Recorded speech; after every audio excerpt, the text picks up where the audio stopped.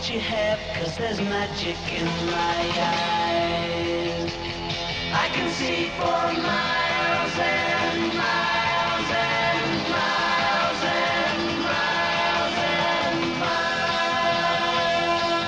I wouldn't have joined the band unless I'd have thought they were magnificent and the best band that I could work with.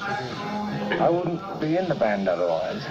If I thought it was a good group, I'd do my best to play with them, but there isn't. Well, here's a poke at you. You're gonna choke on it too. You're gonna lose that smile because all the while I could see for miles and miles. There's something about the Who's sound. It's kind of bigger. It's bigger than any of us individually. Well, I never had any lessons as such, and I got a guitar. My grandmother bought me a guitar when I was 12 for Christmas. I broke a lot of strings on it, and it was finally when I got down to sort of just the D, the G and the B were left. It was then that I broke through, because I learned a few chords. And essentially, most of the shapes are actually centered around those three strings. And so I played for about 6 months just on those three strings. I learned a lot of chords, and then finally when I actually managed to get enough pocket money to buy the rest of the strings, I could suddenly play. It was really weird. Everybody I knew played guitar, and everybody needed bass players. We were aspiring bass players. And when I was about 14, I made my own bass. I had some photographs of Fender basses, and I looked very closely at the pictures and tried to make one, but it ended up about 5'6" long. There was drum material from the scratch plate. There's control knobs stuck on with glue. The wire came straight out of the pickup. It was terrible.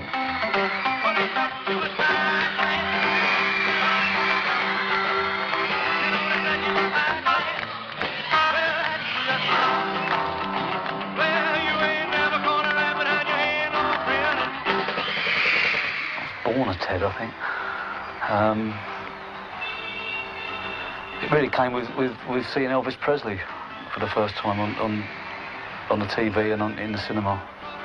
And everybody was into Elvis, and everybody who went to see Elvis wore draped jackets and were teddy boys. And I thought they were fantastic. I never got much into roots rock, apart from Bill Haley. I never liked Elvis very much, or his band. I thought his band was pretty shitty. I used to think the Jordanaires were awful. And didn't like Scotty Moore. England then was subject to all American rock and roll. It wasn't subject, however, to West Coast music. It wasn't subject to surfing music. But I'd listened to one or two tracks from Beach Boys albums, Dick Dale, the Ripcords, and I liked that. I was pretty much of an odd man out.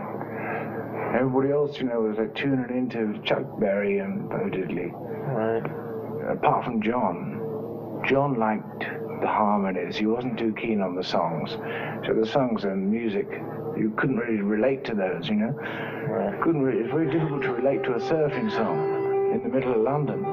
I was like raised on Dwayne Eddy, like Eddie Cochran, so when I was like sort of playing bass at home, I used to stick the tremolo on the amp and play Dwayne Eddy numbers on the bass. And I suppose he was about the greatest influence.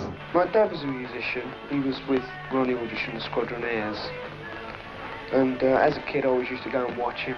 I used to like what he did. I used to enjoy the music, But being brought up on that kind of music obviously turns me slightly against it. Well, I first met Pete when I was about 12, she was in school, but we didn't form the band until I was about 14. We called it the Scorpions, and we had a drummer and a lead guitarist. Basically, the thing that I realised was that there was good music, this great, great music, but it also carried a message. It was the blues, I suppose, but rhythm and blues, not sort of some poor old guy out in the swamp basically just moaning. It was the message of the blues contained with that incredible music that was around at that time. And about everything started to happen really fast. Just before I left school, Roger Daltrey saw me walking in the street, and I was carrying the homemade bass guitar under my arm, no case or anything. And he came up and said, I hear you play bass guitar. And I said, yeah. He said, would you want to come and try out for my band? Sort of, we're working and getting 30 shillings a night, playing pubs and stuff like that. So I joined, and the rhythm guitarist wasn't too hot, so eventually I brought in Pete. People in London started to like rhythm and blues, you know, which is essentially a good form of music. Groups started to play it, and there was an audience for rhythm and blues. We called ourselves the Detours, and we played with a different drummer. There was a fellow he was quite old, he was about 30 years old, you know. And eventually we sort of started to overtake him musically. And just before we made the first record, the record company decided they wanted another drummer, and they tried to make us use this drummer. He used to play for a Liverpool band called The Foremost. He was a good drummer, but he just didn't seem right. He wasn't, he didn't fit in with the band. And then sort of Keith joined up.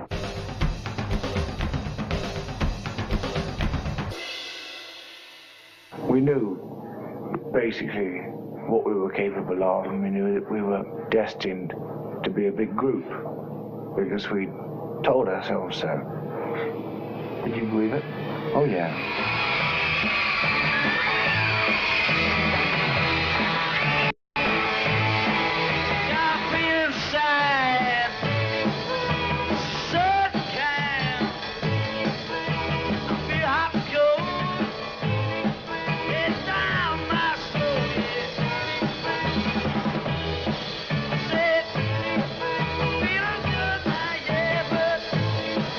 The first song that was a hit for me was Can't Explain, and we were doing a regular date at the Goldhawk Club. We went in there, and after the show a bunch of kids came up and they said, we just want to thank you. And I said, what do you mean? He said, we want to thank you for writing our song for us, we want you to write more like that. And I said, well, the song actually is about how we can't communicate what it is that we feel. And they said, that's exactly it. That's how we feel. We can't say what we want to say.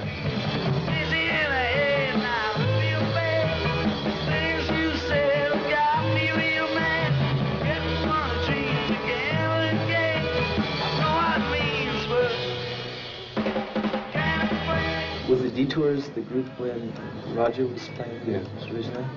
And then that turned into the High Numbers? That turned into the Who, and we used the name High Numbers for about 6 months. Because we chose the name The Who a little bit prematurely. It was it was too weird for a long time. So we used the High Numbers for a bit, and then the time came when we were able to use The Who again.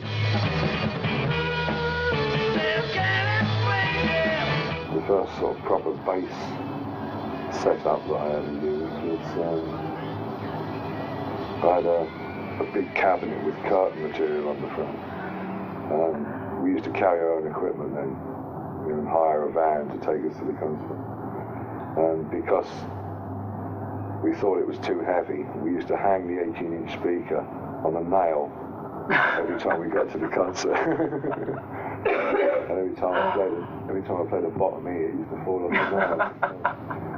Sort of stop halfway through and I went, hold on, let's hang the speaker down. We used to look to the States for everything, for our fashions and for our music. And then all of a sudden, England's fashions and England's sort of music all sort of started to close in. Our publicity manager, Peter Meaden, decided that we should be mods, so that at least we'd have an audience that identified with the way we dressed and our image.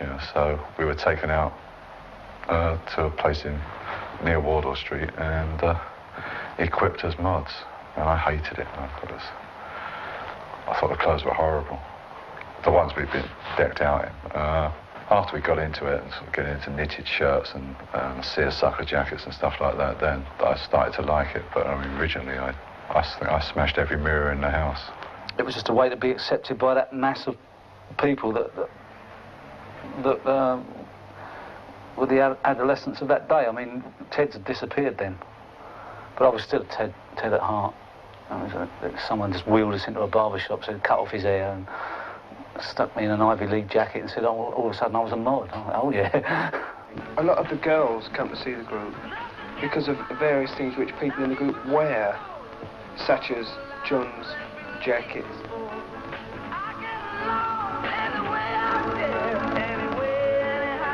And my jacket's made out of flags.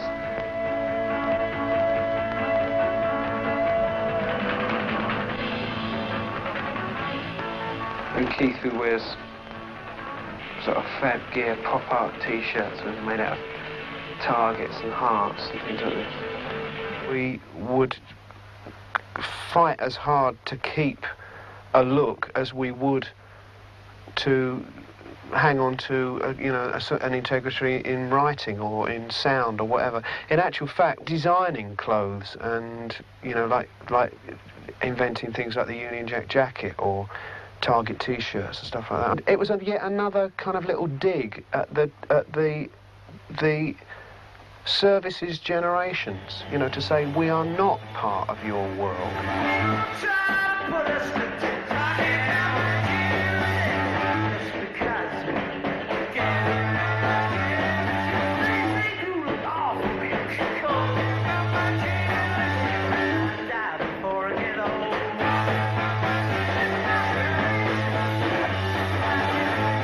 A lot of people, when my generation first came out in England, thought that Pete was playing the solo, the bass solo. For months when we used to play on stage, the solo used to come up, we always used to look at Pete. And then after that, after the bass solo was over, we used to clap Pete.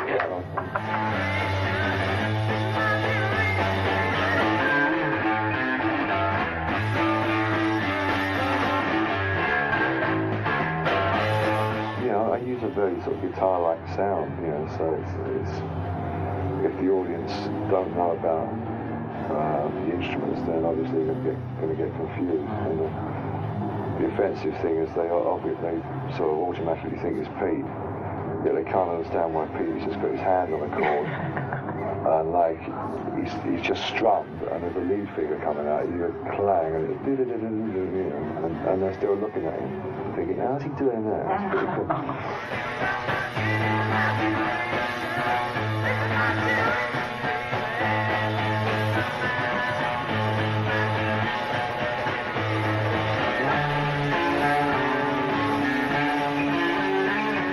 What's interesting in our group is that, of course, the roles are reversed. I mean, John's the lead guitar player, although I'm not the bass player, and he does produce a hell of a lot of the lead work. From a certain point, I figured, look, why the hell am I playing with a plectrum on my thumb like everybody else when I'm used to using all my fingers? And I started playing my first and second fingers and then worked the other ones in. And I just mess around trying to get different sounds out of the bass, and I developed a style. I mean, once I turned the treble side up, mainly to like cut through the rest of the band.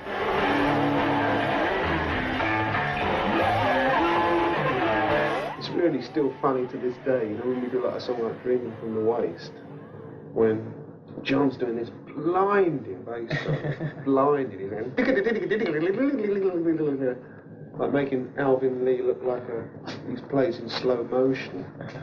And I'm just standing there going, and all the audience are looking at me going, how can he do it? How is he producing that noise? Pete plays rhythm and lead, and I play bass rhythm and lead. We just play as much as we can all the time. So once the Who get on stage, everybody starts playing a solo straight away.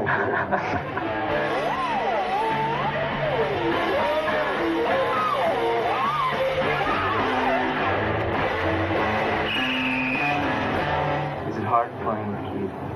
Oh yeah, he must be the hardest drummer in the world to play with. Mainly because he just tries to hit nearly every drum at once. And if you try and fit in with one of his beats, you have to play like him. You have to go, you know, all over the place. I used to play almost with Keith's bass drums, and John used to play with the top kit. And normally it's the other way around. Yeah, absolutely. I think, you know, that's one of the reasons why my style has always been very formally rhythmic. You know, I've laid down the beat and Keith and John have worked around it, to some extent. I mean, John's not that syncopated all the time. I think if you listen to my bass parts on their own, they sound unbelievably disjointed and all over the place, but when you play the whole track at once, I mean, my producers notice this a lot. You play the bass line and you think, oh, that's a terrible bass line, I have to overdub that again. You know? But once it's played with the track, it fits in. You know? That's what comes from playing with Keith Moon. I mean, Keith's drums, if you play Keith's drums on its own, it sounds like an avalanche, right? But once you fit it with the track, it's okay.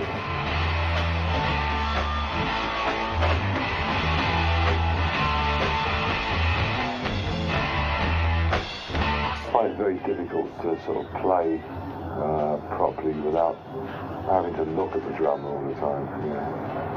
I just try and sort of fit in the bass drums with what they're doing on the tom-toms and bass drum, you know, so I have to look at them all the time. So the audience sometimes gets forgotten. In some shows I've done with them, I haven't even looked at the audience once. Well, you see, for years, nobody even noticed John was there. He used to wear all black. Nobody ever put a lamp on him. If we went on TV, he never appeared, unless the camera was whipping from Roger to Keith, you know.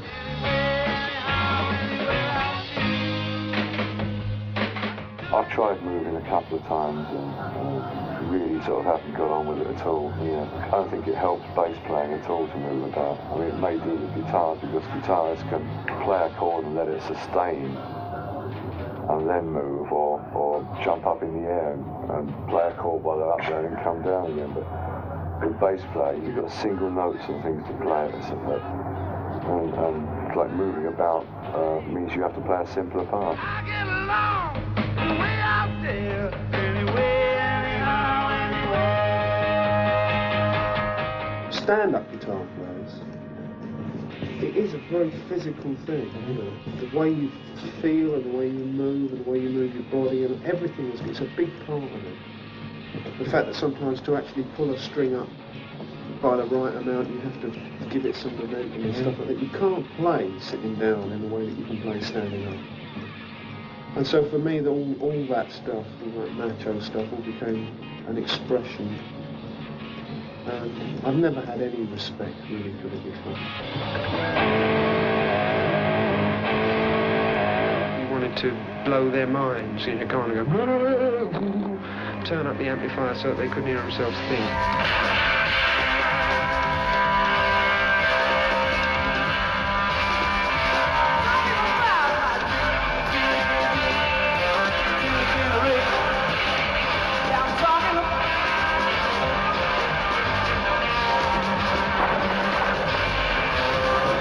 I started to get quite interested in feedback, but I was very frustrated at first. I mean, there were a lot of brilliant young players around. Beck was around, and Clapton was around, and various other people who could really play, and I was very frustrated because I couldn't do all that flash stuff. And so I just started to get into feedback and expressing myself physically.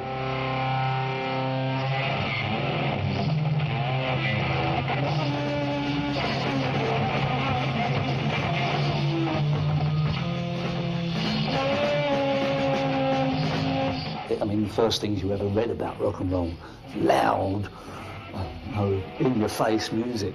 And in the early days, we could never afford very good equipment. So to compensate for being loud, we used to play with what we then called drive. We used to kind of really play hard and drive. But then as we got more money, we bought bigger and bigger equipment, and it got incredibly loud. Whether it got better or not, I don't know. Do you think that you were one of the first to develop feedback, use it? Well, to tell the truth, Dave Davis, Jeff and me have got a tacit agreement that we will all squabble till the day we die that we invented it. I think possibly the truth is that it was happening in a lot of places at once. Mm-hmm. As the level went up, as people started to use bigger amps.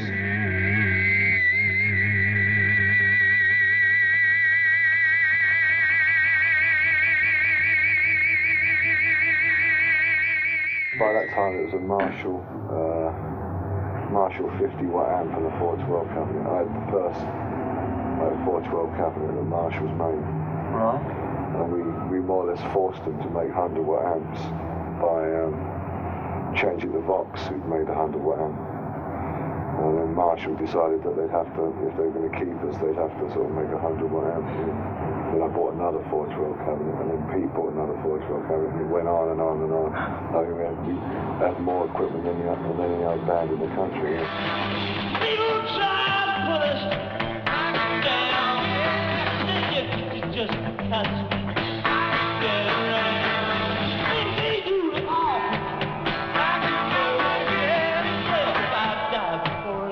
Singers had a hard time in those days because there was no monitors.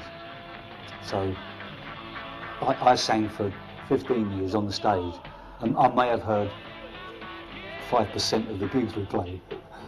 The rest was just like playing to the noise of a Concorde engine. When you're that close to the speakers, that's what it was like. In the middle, because, a guitarist can just turn up if he can't hear what he's doing. If the bass player's too loud, he just turns up the thing. But when you're stuck in front of the whole caboodle, it was fun days. You needed to be a brute, and I was a brute. Don't you all don't try and do what we all say. Santa Claus, big sensation, talking about what you do.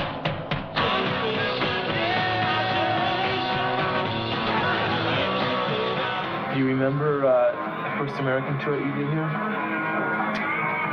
Not very well. I think it was around at the time of Monterey Festival. Isn't in fact that was the first time you were ever on? I think so. American soil. I think so. That's right. So I do remember. What are your memories of Monterey? Great. Yeah. Beautiful 16-note jigs.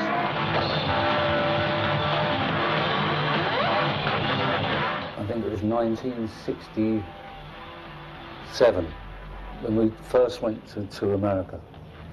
And we kind of made our fame on my generation and the fact that we smashed up equipment, and which became, in a way, it became a real pain in the arse because people came to see us smash the equipment up and didn't listen to the music.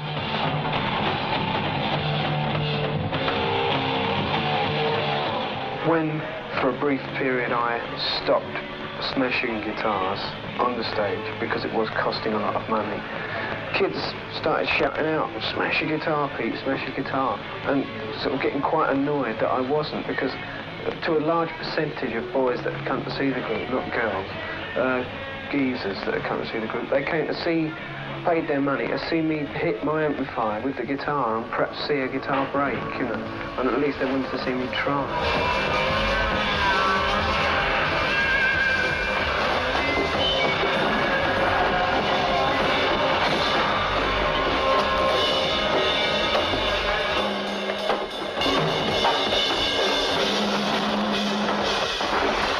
The beginning was the purest. The beginning was the anger, the pure anger.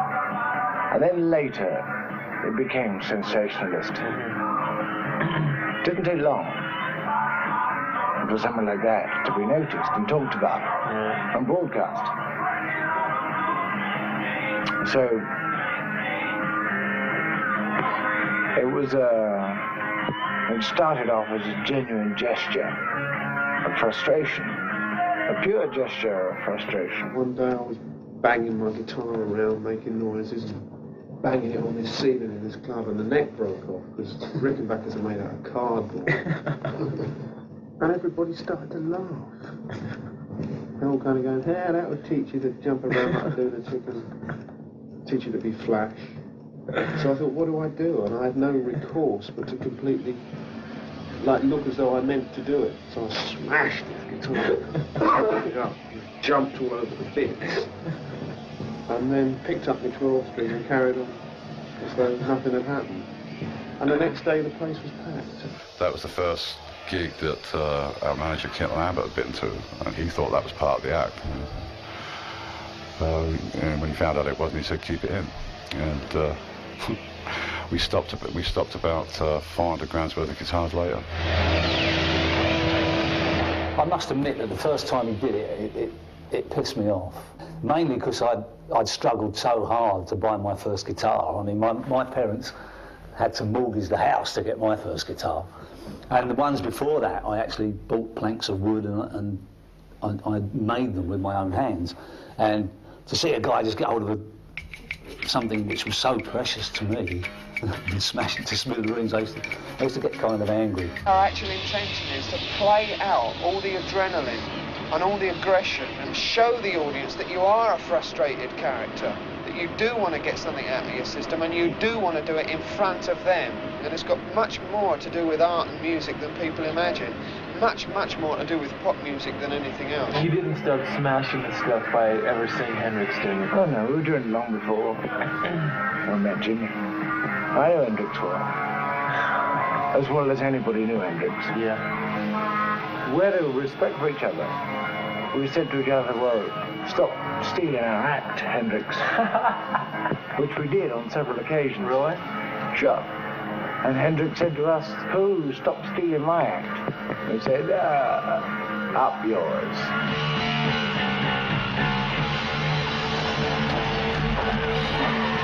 Once it was possible to smash up a hotel room or smash up a load of equipment and then pay for it and get a new lot the next day, of course the statement was futile and we should have stopped. It became a bit of an habit.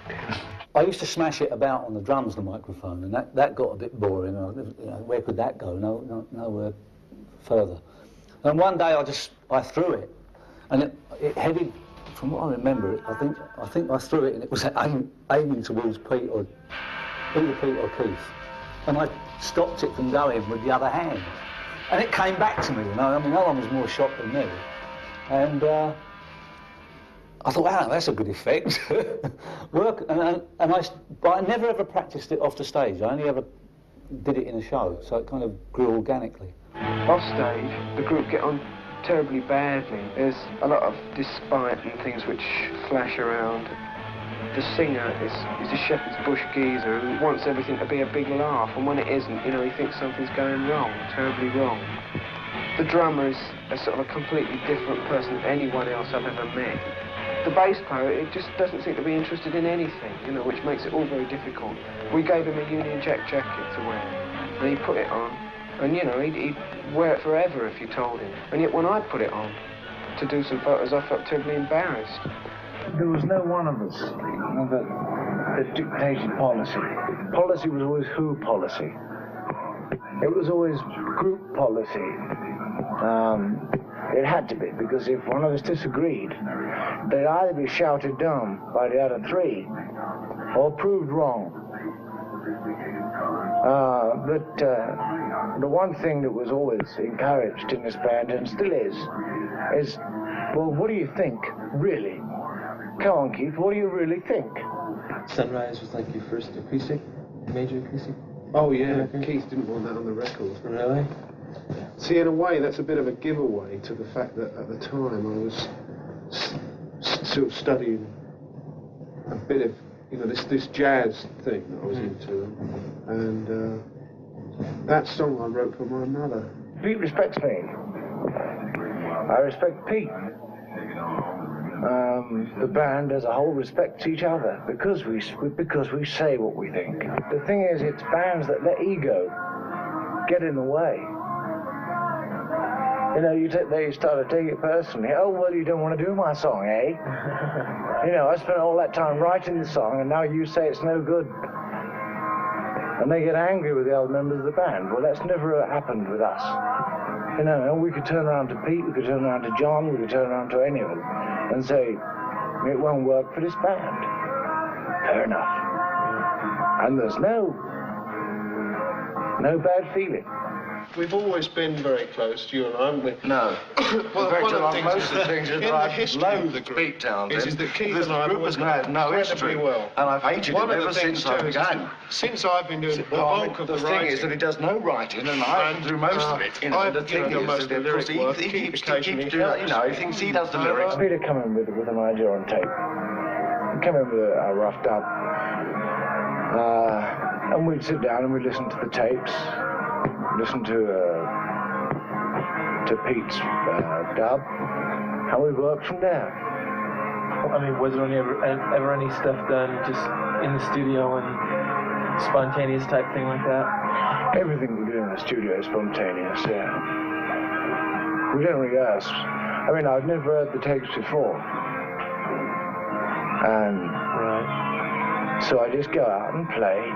if it's right on the demo, then the band aren't too proud to do it the same way again. But what's good about doing demos actually is that you've made a commitment to a particular sound. If there's something wrong with it, it's going to be very evident, so you don't make the same mistake twice. Yes. John makes demos too of his stuff. Does he? It's exactly the same way, and it comes in with these finished masterpieces. I wonder why we bother to re-record them again. You know? Look, he's crawling up my wall, black and hairy, very small. Now he's up above my head, hanging by a little thread. Oh, is this mine? Voice was an on-the-spot number, you know, it really was. I'd already written Whiskey Man and done a demo of it. And we were at a rehearsal, and Pete said, have you written the other number? Because I was supposed to write 2 numbers. So I said, oh yeah, I have, yeah. And really, I didn't want to say that I'd only written the one, so he said, well, how's it go? What's it about? So I said, it's about a spider. You know, I just suddenly had a flash. It's about a spider, because I've been talking about spiders the night before, you know. And I said, it's called Boris the Spider, it's about a spider. So he said, how's it go? I thought, oh, Jesus. So he really put me on the spot. So I said, it's like, just look, he's crawling up my wall, dum, dum, dum, dum, dum, dum. And after the rehearsal, I had to, like, sort of run helter-skelter all the way home and, like, stick it down on the machine, you know, before I forgot it. But that was like an instant number, you know. It doesn't happen very often. It happened with my wife and Heaven and Hell.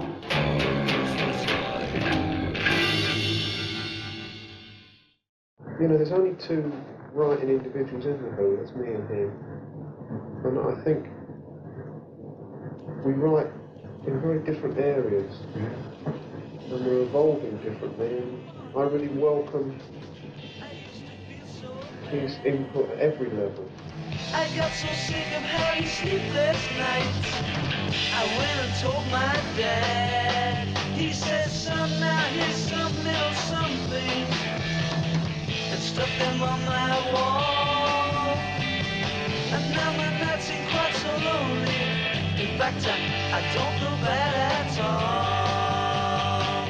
If you take songs like Pictures of Lily or Happy Jack or I'm a Boy, they're about confused, you know, about schizophrenia, about confused sexuality, about all those things as well, you know, about being products of in the case of Pictures of Lily, being victims of a pornographic society, a society in which sex is marketed, you know, in magazines and in movies, and eroticism is something which is second-hand, which actually is very disabling, I think, particularly for young men.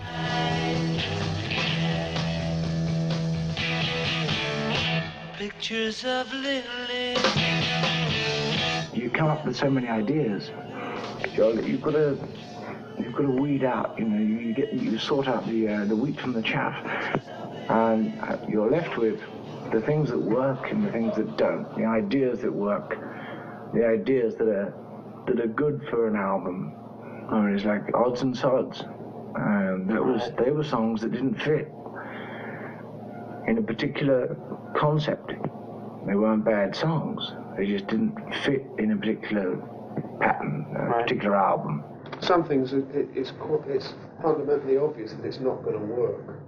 Like with my own stuff, I might take in, say, 4 or 5 tracks, put them up, and, you know, when listening to them at home, I've been thinking, well, these are all perfect for the band. But as soon as you sit there with the other guys, you suddenly realise, God, what was I thinking of? This is no good at all. It's too personal, or it's just the wrong kind of sound, or you hear the opening, you think, God, Roger's going to hate this.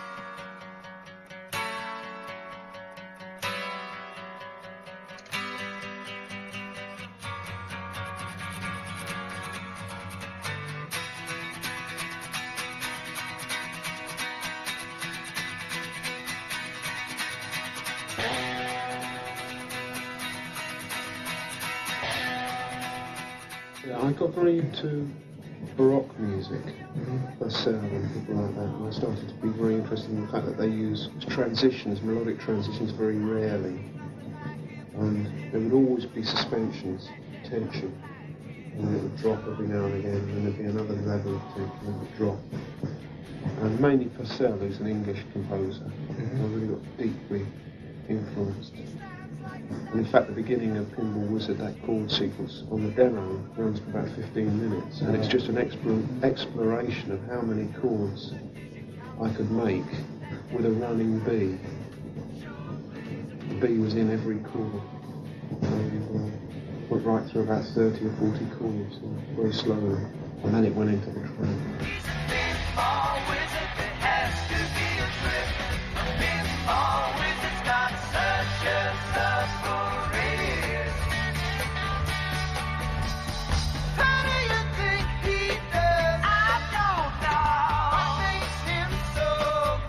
Did Tommy, we were actually sort of recording in the afternoon and then rushing off to pay a concert to pay for the recording that we'd just done. It was kind of a hand-to-mouth thing.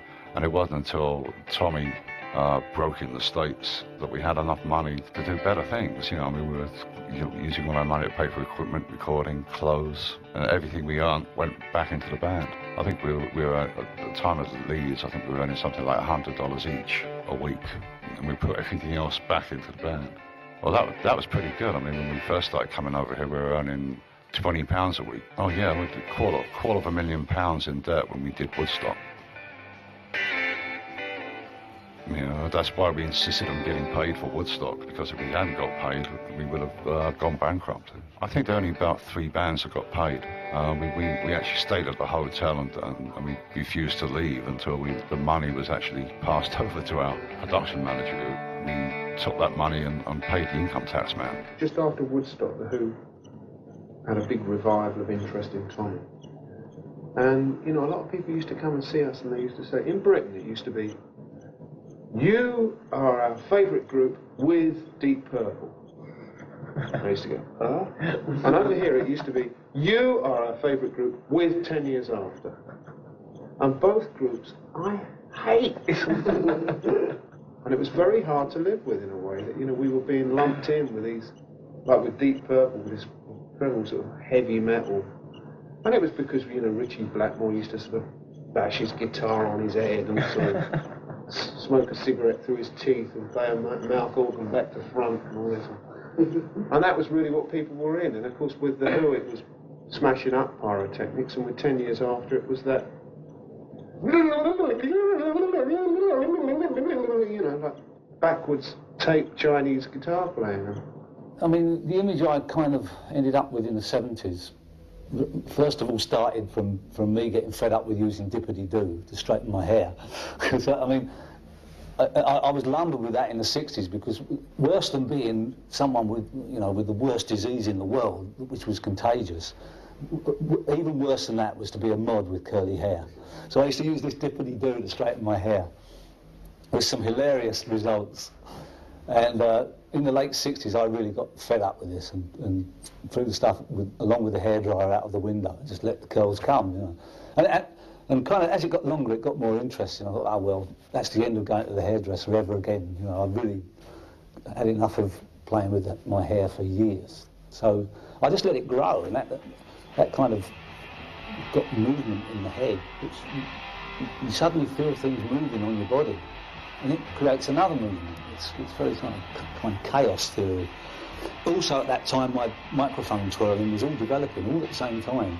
And the more that developed, the more I needed to be free of clothes.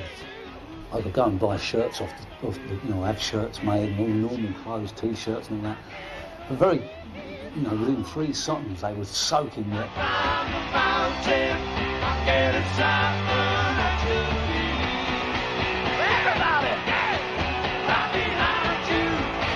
We found in Tommy, as a band, tremendous individual roles. Roger found a place to express himself as a visual artist and as an expressive visual artist, which he'd never had before. And I think that started to presage some of his obvious acting skills that we've seen later on. You know, in Tommy, he started to develop a sense of charisma and of being on the stage, which we'd never seen before. See me, feel me, touch me, heal me. Tommy, can you hear me? For Keith and John and I think what that period post Tommy did was gave us a tremendous focus for the rock and roll engine that we had actually become. You know, it was very, very exciting. Can you hear me? How can we be saved? I think The Who always were a live band. I don't think The Who, and I still don't feel that The Who ever really got it right on record. I really don't think that. There's something about The Who's sound. It's kind of bigger. It's bigger than any of us individually. And when we get together and make the noise that we make, it grows into something which is more than sound. And it's not just a circus show. There's some kind of chemistry that goes on. I don't know what it is. And then there's an energy. And I really do honestly feel that we've never ever captured it properly on record. And the stage always accommodated it. It always gave us what we needed. It was always there on stage. It never was there on record.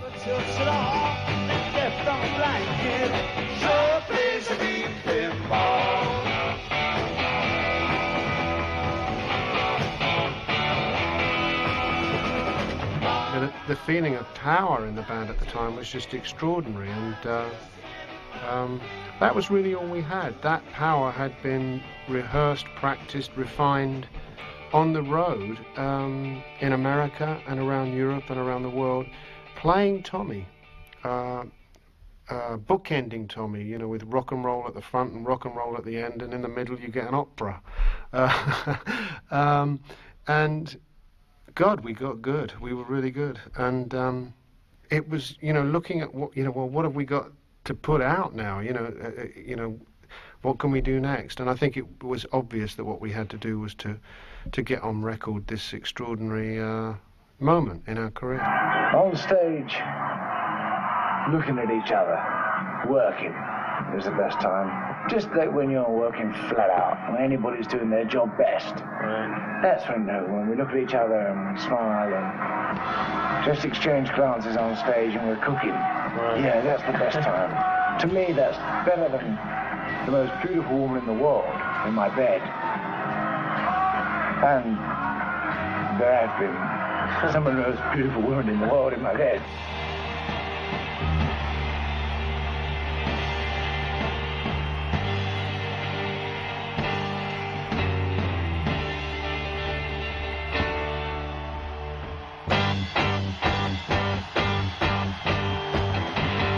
Tommy was incredibly difficult to follow. You know, it was huge. It kind of existed outside of The Who. It challenged The Who. It challenged what we were. it changed us but didn't tell us what to do next. And although it kind of got us out of the whole, you know, prior to which we'd been a singles band that wore funny clothes and smashed their equipment, it left us with another big job, you know, which was what do we do next? Can you feel me near you? Tommy, can you see me? Can I help to cheer you? Oh, Tommy. I guess we kind of looked at each other with blank faces. We really relied on you know, writing more songs. I mean, around about 71, 72, I'd written too many songs that could possibly be used for those, so I went off and did a solo album and started going in my direction. But I mean, you know, it was very difficult. I mean, we were always very wary of doing concept pieces because they took so long to write and so long to record, which meant we were off of the road and not earning any money. But I mean, Who's Next started off as a concept piece called Lifehouse. This was an attempt to follow Tommy, which really did fail. It was a terrible failure. We got one of our best albums out of it, and we got enough material to fill up, you know, odds and sods and a couple of other things. But it possibly could have worked. But I mean, the grand design we had of it, you know, sort of trying to actually sort of relive the thing with our audience, you know, instead of actually sort of Lifehouse being a concept piece, it'd be a concept way of life thing. And we sort of, you know, decided we're going to move into the young Vic and live with our audience and eat with our audience and play to them and stuff like that. And it really didn't work. I know we decided that we had enough material anyway for a single album, and Who's Next came out.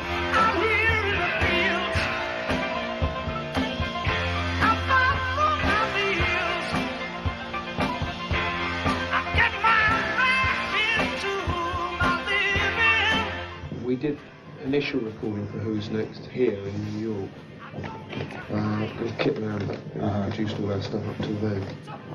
And Kit was kind of getting a bit sick, and I was very sick. And Glenn was brought in to help out really at the last minute and to really remix the stuff that we'd done in New York and do overdubs. And he listened to it and he said, it's great, it's good. But, you know, if we started again, I could do a lot better. And Glenn was really pitching to do this standout album. And we knew all the material, so it's just a simple matter of going in and playing. And every time we went back in, we were just getting astounded at the sounds that he was producing. But, you know, a lot of the I mean, Barbara O'Reilly, for example, that synthesizer sequence I did at home. It's the album that I tried to look at as a standard in a way. Who's Next onwards, really, my playing has changed completely. Yeah. And that's when I first started learning where I was going. And now I know where all the octaves are. Before I used to guess and slide up to them. Now it's amazing how you can play for so many years and not know where the octaves are.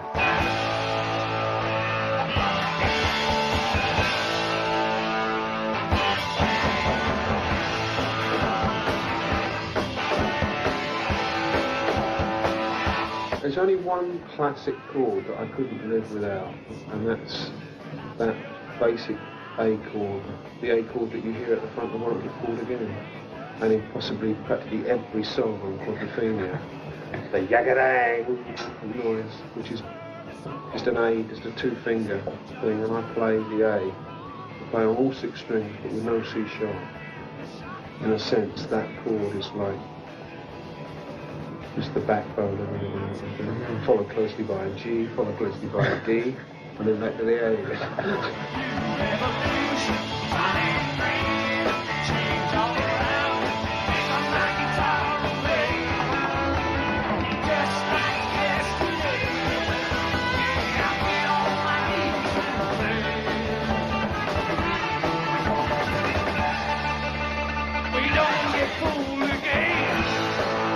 The whole thing surrounding the Who, make it a legend.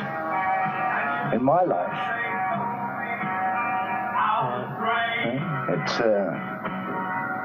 it's already a legend. Whatever anybody else thinks of it.